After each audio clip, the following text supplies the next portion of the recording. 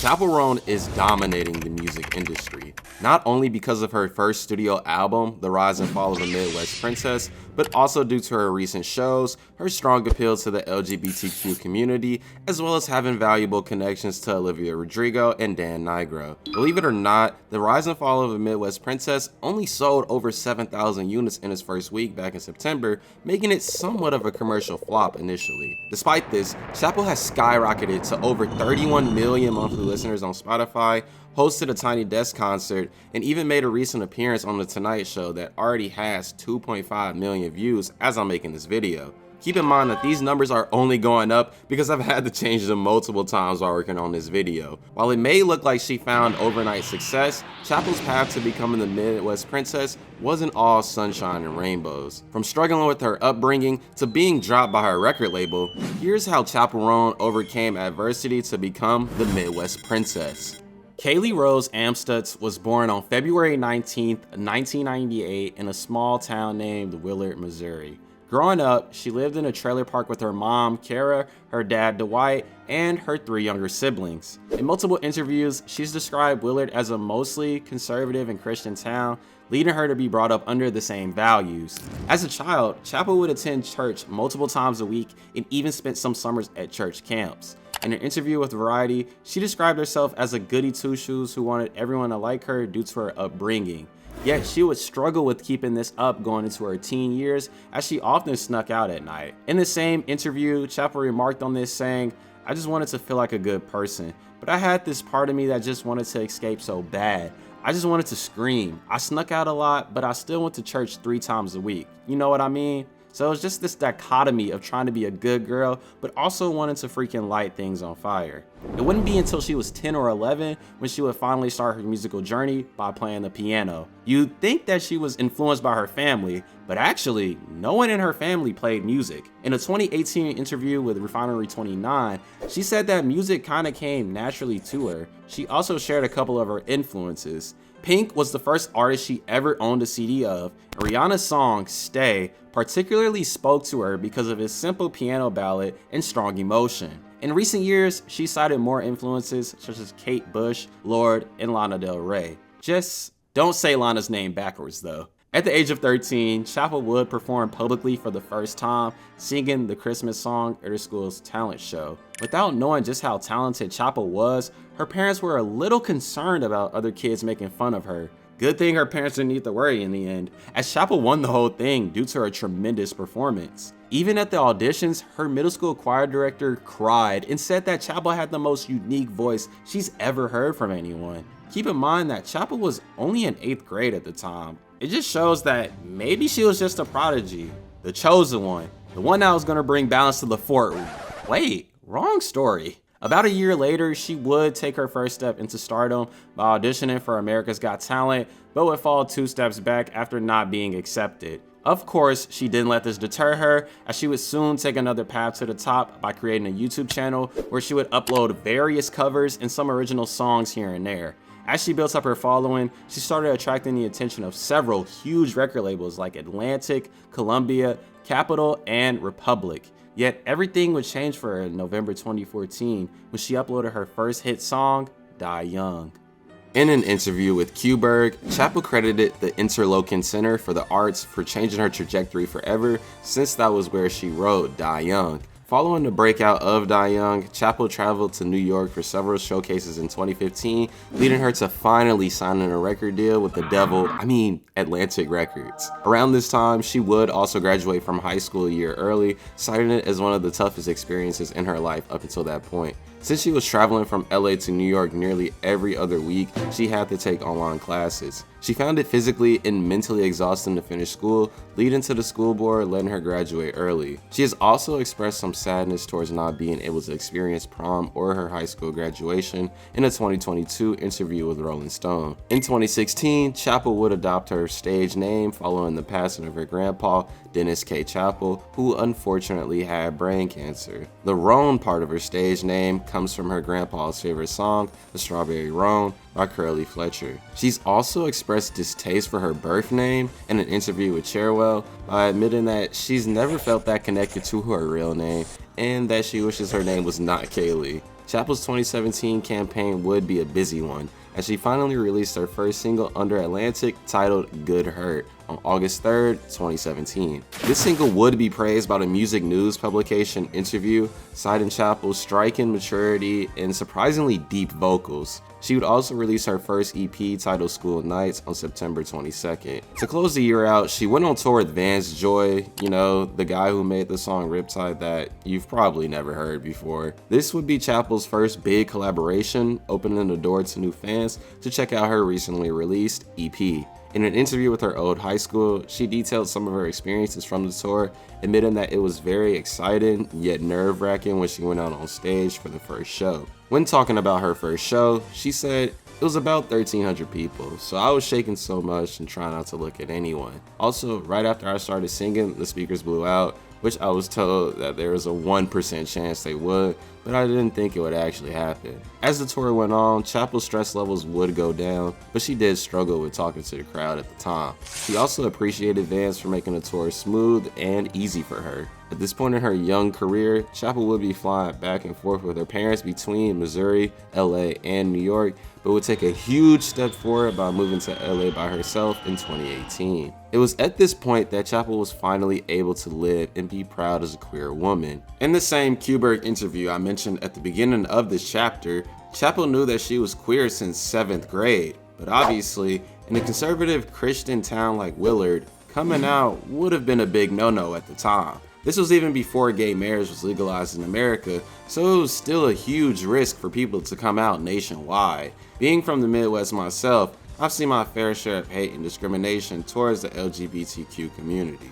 Chappell also didn't know any queer girls at her school, but she said that there were gay boys at her school that got terrorized, slurred, and even threatened. In the same Rolling Stone interview I mentioned earlier too, she talked about the acceptance she received in LA, stating, "I feel allowed to be who I want to be here. That changed everything." The love and acceptance from the LGBTQ community around her allowed her to write songs as the real her, as stated in an interview with Idolator in 2021. From January to March 2018, she went on tour with Declan McKenna, best known for his protest song of the 2014 FIFA World Cup titled Brazil. Chappell would have a pretty quiet 2019 since she didn't release any music that year or tour at all. Yet she would get the ball rolling again in 2020 as she would start working with the hit-making songwriter and producer Dan Nigro. Dan used to be the lead singer and guitarist of the indie rock band As Tall as Lions, but would transfer his talents to being a songwriter and producer instead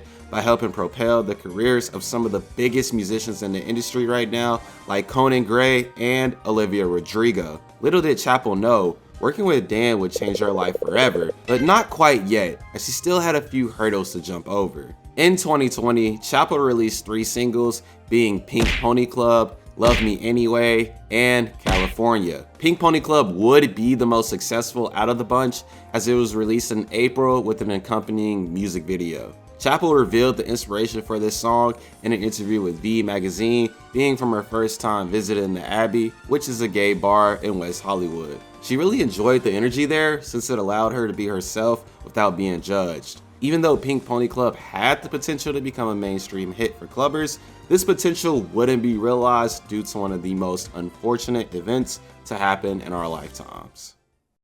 The U.S. Embassy in Beijing confirms the first American death. The number of cases soaring just today. Growing concern over a growing health crisis. As the coronavirus pandemic spreads, New York, California, Illinois, and Connecticut all ordering non-essential employees to stay home.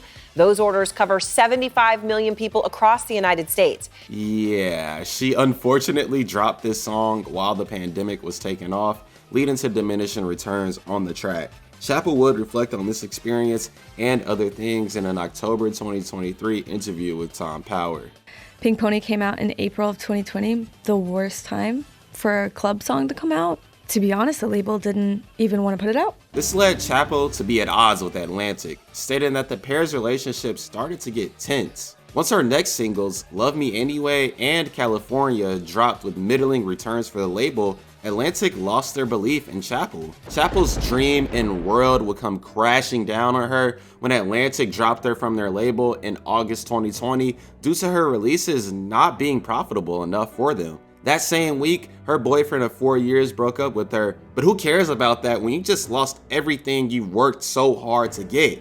At this point, Chappell was hit with possibly the biggest decision of her life so far. Quit music altogether and go back home to Missouri, or use this as fuel to come back stronger than ever. But if you're enjoying this video about how Chappell Roan became the Midwest Princess, it would mean a lot to me if you subscribe for more stories like this, as I'm trying to reach 2,000 subs. Dropping a like on this video helps a lot too, so it can gain some more traction in the pesky algorithm. It takes a while to finish these videos since I'm doing a lot of these things by myself as of now, so any support would be greatly appreciated.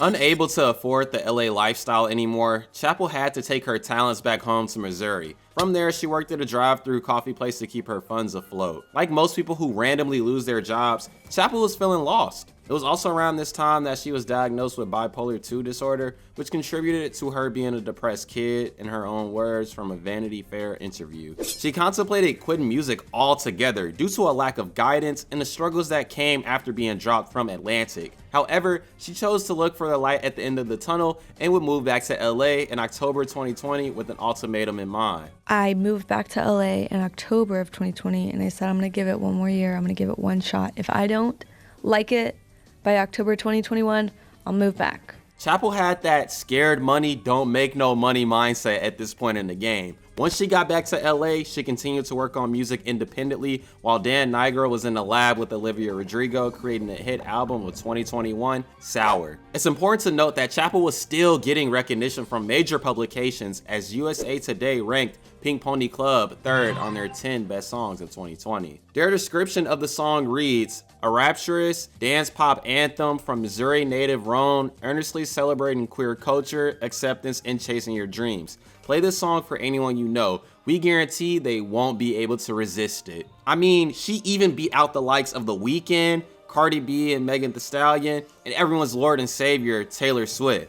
Around the end of 2021, Chappell would land a very important publishing deal with Sony, leading her to also reunite with Dan. After nearly 2 years without releasing any music, Chappell would finally release another single titled Naked in Manhattan on February 18th, 2022. She would then use the almighty power of TikTok to promote the song, leading to a boost of popularity for her. After 2 years of work behind the scenes, Chappell would find her way back on the main stage as she would open for Olivia Rodrigo's Sour Tour, as well as Fletcher's Girl of My Dreams tour. From this point on, Chappell and Olivia would build up a nice friendship with each other. Chappell would go on to provide background vocals on a couple of songs from Olivia's 2023 album Guts, as well as her song from the Ballad of Songbirds and Snakes. It would be several months before Chappell would make waves again, as she released her second independent single, Femininomenon, in August 2022. Yeah, try saying that 5 times fast. In an interview with Ear Milk, Chappell revealed how she used this single as a means to be as ridiculous as she possibly could. She also admitted that it was a dream of hers to release a song like this, as it took her years to build up the confidence to do so. Chappell just seemed to be on a roll in 2022, as she would release her 3rd and final single of the year, Casual, just 2 months later in October. Objection! Actually, her 3rd single of the year was My Kink Is Karma, which released on May 6th. So yeah, that's my bad, y'all. I don't know how I missed that during the research process, but I'm just gonna hit that rewind button and get y'all back to the video. Chappell just seemed to be on a roll in 2022, as she would release her 4th and final single of the year, Casual, just 2 months later in October. It may have been the first single of the bunch that she worked on with Dan back in 2020. The inspiration for this song comes from a situationship Chappell was in during quarantine, which ended with this person telling one of her friends that everything between them was nothing and just casual. Chappell has stated in numerous interviews that she talked to this person every day and that they even shared secrets with each other. With her newly acquired anger, she decided to put the pen to the paper, but would have to rewrite the song several times in order to incorporate more of her sadness onto it. The track is now one of her most played songs on Spotify with over 87 million streams. 2023 would prove to be another pivotal year for Chappell, starting with her first headlining tour in February. It was named the Naked in North America tour, and it featured 20 dates throughout February and March. Chappell gave herself a somewhat daunting challenge, as each show would have its own theme.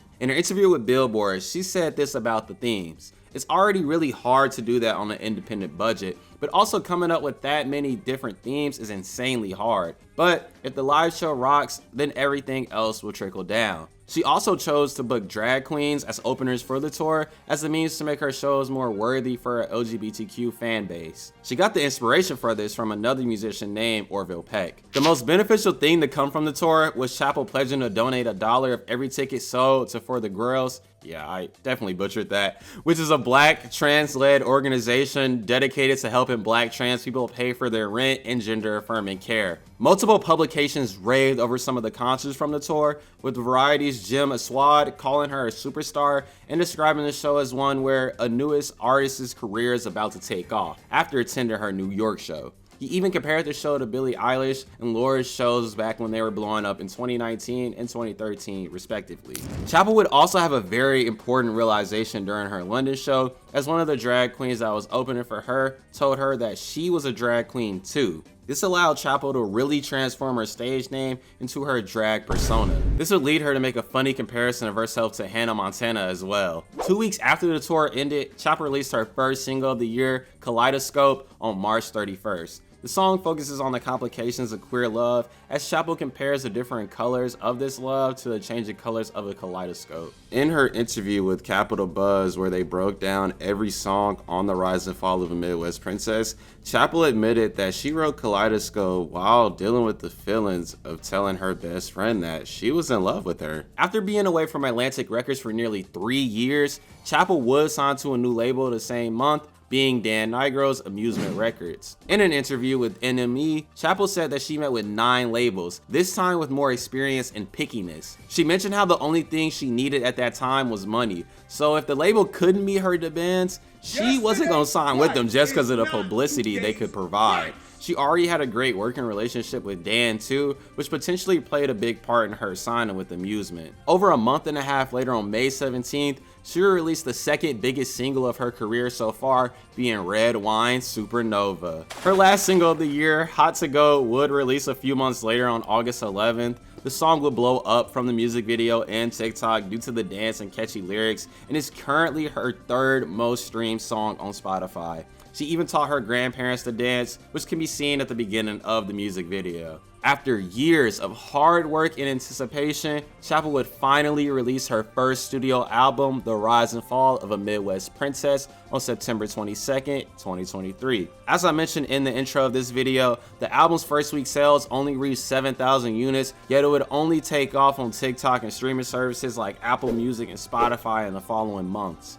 She would also start her Midwest Princess tour around this time. For this tour, she would take her talents outside of the US for certain shows in London, Paris, Berlin, Melbourne, Brisbane, Sydney, and Amsterdam. While the Rise and Fall of Midwest Princess didn't push out that many units initially, it would prove to be a critical success. Multiple reviewers like Time, Rolling Stone, and Billboard ranked it in their best albums of the year list. 2024 has proved to us that Chappell has been playing chess instead of checkers this whole time, as she has taken multiple steps to reach her ever-growing fame this year. She would get right to work in February, as she would open for Olivia Rodrigo's Guts World Tour until April. According to Billboard, Chappell streams went up a whopping 32% following the first week of the tour. Turns out that cashing out the Olivia Rodrigo stimulus check really paid dividends for Chappell. Another big thing to happen for Chappell in February would be her first late night show appearance, as she would be a musical guest on The Late Show with Stephen Colbert. During this appearance, she would only play Red Wine Supernova, with this YouTube video amassing over 1.3 million views as of the making of this video.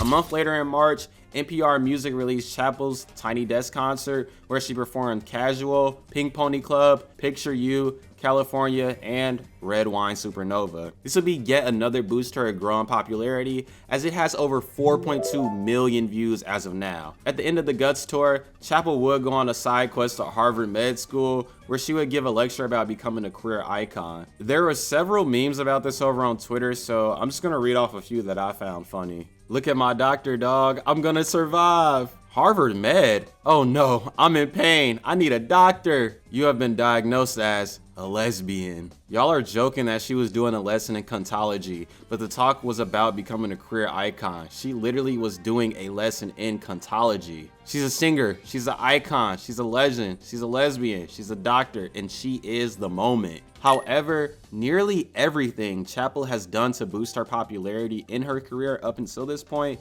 pales in comparison to the massive release of her April 2024 single, Good Luck Babe. In its first week, the song received over 7 million streams, was listed in Spotify's top 10, and even debuted at number 77 on the Billboard Hot 100. Another huge pop star and one of her label mates, Sabrina Carpenter, would also cover the hit single on BBC Radio's Live Lounge later in June. Later into April, she performed at Coachella, packing a crowd with each show. This is where she would debut her now famous alias, Your Favorite Artist, Favorite Artist. She got the idea from Sasha Kobe, who's a famous drag queen that came up with the alias, Your Favorite Drag Queen's Favorite Drag Queen. If you search up Chappell's name on Google, the "Did you mean" answer will actually be Your Favorite Artist's Favorite Artist. At this point, Chappell's Spotify was raising at an unprecedented rate. From February to April, her monthly listeners increased by more than 500%. June was probably her biggest month of growth yet, as her weekly streams grew by more than 20 times than what they were at the beginning of the year. Also, Good Luck Babe would be her fastest song to hit 100 million streams on Spotify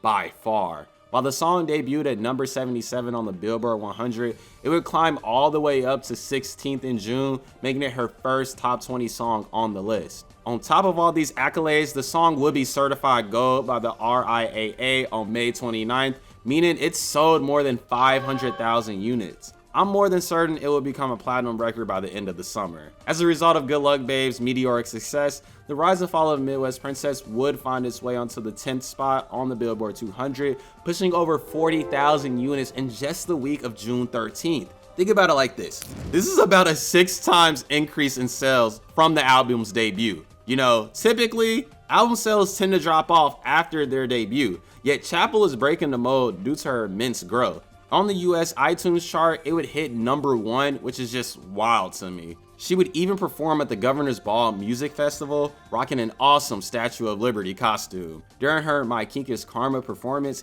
she had a bombshell announcement to make as she revealed that the White House invited her to perform for their Pride celebration. However, she would decline this invite, explaining her reasoning in this clip. We want liberty, justice, and freedom for all. When you do that, that's when I'll come.